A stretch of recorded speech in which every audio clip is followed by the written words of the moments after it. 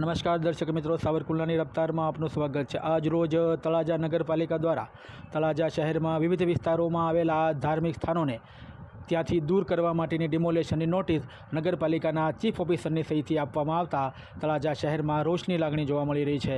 તળાજા શહેરની અંદર ઐતિહાસિક ધાર્મિક સ્થળો આવેલા હોય અને આ ધાર્મિક સ્થળોની અંદર ઐતિહાસિક રીતે સાંસ્કૃતિક વારસો જોડાયેલો હોય તેવું ધર્મપ્રેમી જનતા જણાવી રહી છે। ત્યારે તળાજા નગરપાલિકા દ્વારા આપવામાં આવેલી નોટિસથી ભાજપ શાસિત નગરપાલિકાના સત્તા સ્થાને પહોંચવા માટે જ્યારે હિન્દુત્વ અને ધાર્મિક મુદ્દાઓનો સહારો લેતી હોય છે, ત્યારે આ ધાર્મિક મુદ્દાઓનો સહારા લઈ અને આ ડિમોલેશનની કાર્યવાહી જે કરી રહી છે કેટલા અંશે વ્યાજબી છે અને શું આ યોગ્ય છે કે કેમ, આ ડિમોલેશન થવું જોઈએ કે કેમ, તેમજ આ અંગે શું છે તળાજાના શહેરીજનોનો મિજાજ શું છે તેમનું કહેવું, આવો જોઈએ અમારા એક વિશેષ અહેવાલની અંદર સાવરકુંડલાની રફતારમાં।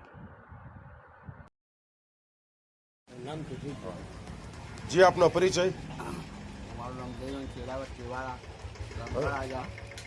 હવે અત્યારે જે અહીંયા આપણે હનુમાન દાદાની દેરી પર જે નોટિસ લાગી છે એ બાબતે આપનું શું કહેવું છે? આ દેરી રજવાડા વખતની છે, રાજા છાવી વખતની, ગામ બંધાણું છે। બરાબર, અંદાજે હવો વર્ષ પછી છે? બરાબર।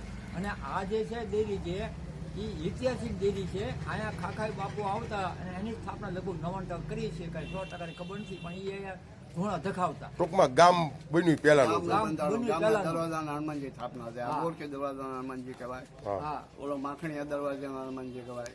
બરાબર, ગામના ચારે દરવાજામાં આના ઐતિહાસિક દેરી છે, રજવાડા વખતની, એબલવાળા વખતની દેરી છે આ। બરાબર, 100 વર્ષના 1000 પુરુષો થઈ ગયા, એને મેં પૂછ્યું તો આ દેરીની સ્થાપના થકી એને ખબર નથી। 100 વર્ષ આજે અત્યારે પાલિકા દ્વારા જે નોટિસ મારવામાં આવી એ બાબત તમારું કા કરાય કે આ વસ્તુ સારી વાત છે? અટકાવવું પડે 100%, એમાં કાંઈ ઘટે નહીં મારા ભાઈ। બરાબર, કોઈને નડતો કે કોઈના મકાનની સ્થાપના થયેલી નથી। હવે જોડા કે ગામ બંધાણું ત્યાંની સ્થાપના થાય।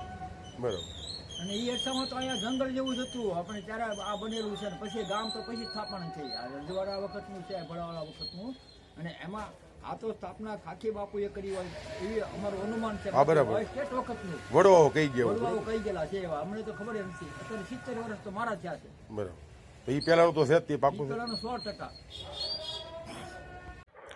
ત્યારે તળાજા ભાજપ શાસિત નગરપાલિકા દ્વારા તળાજા શહેરના જે આ ધાર્મિક સ્થળો દૂર કરવાની જે નોટિસો ફટકારવામાં આવી છે તે કેટલા અંશે વ્યાજબી છે તે તો હવે આવનારો સમય જ કહેશે, પરંતુ એ વાત ચોક્કસ છે કે રાજનીતિની અંદર ધર્મના મુદ્દા હોય કે અન્ય કોઈ મુદ્દા એ માત્ર ચૂંટણીલક્ષી હોય છે, તે તળાજા નગરપાલિકા ભાજપ શાસિત નગરપાલિકાના સત્તાધીશોના આ વ્યવહારથી સાબિત થઈ રહ્યું છે। ત્યારે લોકો સવાલ કરી રહ્યા છે કે શું તળાજાની અંદર ધાર્મિક સ્થળો દૂર કરી અને ભાજપ શાસિત નગરપાલિકા શું કરવા માંગે છે, શું સિદ્ધ કરવા માંગે છે? કારણ કે અવારનવાર ચૂંટણી સમયે હિન્દુત્વ અને ધાર્મિક મુદ્દાઓનો સહારો લઈ અને ચૂંટણી જીતતી ભાજપ હવે આ મુદ્દે કેવું વલણ અપનાવે છે તે તરફ પણ તળાજાના શહેરીજનોની મીટ મંડાઈ રહી છે। ત્યારે જોવું રહ્યું કે તળાજા નગરપાલિકા હવે કયો રાહ અપનાવે છે। Bureau report, સાવરકુંડલાની રફતાર।